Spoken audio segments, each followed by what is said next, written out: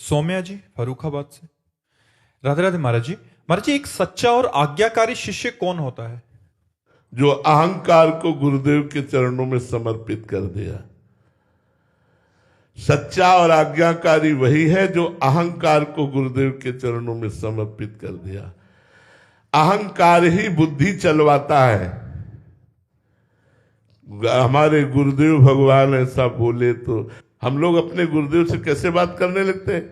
गुरुदेव ने कोई आज्ञा करी, ऐसा महाराज जी आप नहीं समझते हो, देखो आप ऐसे से नहीं। गुरु के वचन ब्रह्म वाक्य है, वेद वाक्य है, शास्त्र है। गुरु के वचन शास्त्र है, ब्रह्म वाक्य है, वेद वाक्य है। अगर वो कहते हैं तो तुरंत उस पर अमल करना, ये हमारे सौभाग्य का विषय होगा। ये संसारी लोग नहीं जानते हैं। जब संत आज्ञा करते हैं तो विशेष कृपा करके आज्ञा करते हैं, ऐसे नहीं करते। हम उनकी बात नहीं करते जो दंभ करते हैं, पाखंड करते हैं, जो नाना प्रकार के वेश धर कर इस वेश को बदनाम करते हैं। हम उनकी बातें नहीं करते, हम संत की बात कर रहे हैं। संत जब कृपा करते हैं तो कोई आदेश करते हैं, संत जब कृपा करते हैं तो कोई उपदेश करते हैं। उस समय अपने मन को एकाग्र करके, अहंकार का त्याग करके उनकी बात मान लेनी चाहिए। जो गुरुदेव की आज्ञा पर चलता है, गुरुदेव के इशारे को समझता है, उसे भगवत प्राप्ति कोई दूर है क्या? वो तो भगवत प्राप्त ही है, क्योंकि अपने साक्षात परब्रह्म परमात्मा स्वरूप गुरुदेव को सामने देखता है और उनकी आज्ञा का पालन करता है। जो शिष्य गुरुदेव की आज्ञा में बुद्धि लगाए महाराज जी, उसका क्या?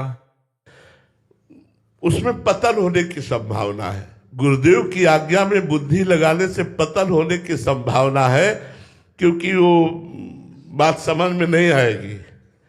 हमारी बुद्धि प्राकृतिक है, मानुषिक है। गुरुदेव किस धरा की आज्ञा दे रहे हैं, और हमें अगर अपनी बुद्धि का भरोसा होता तो अब तक कल्याण हो जाता ना। तो दो ही चीजें तो हमें फंसाए हुए हैं, मन और बुद्धि।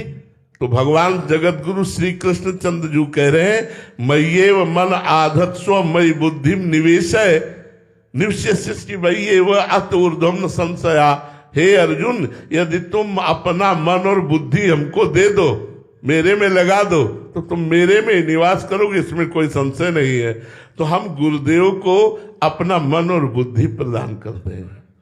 देखो, हम सांसारिक संबंधों का इतना महत्व रखते हैं, भाई के लिए, पत्नी के लिए, पुत्र के लिए, पति के लिए, और गुरु साक्षात परब्रह्म, वहां बुद्धि लगाए, वहां बुद्धि लगाए।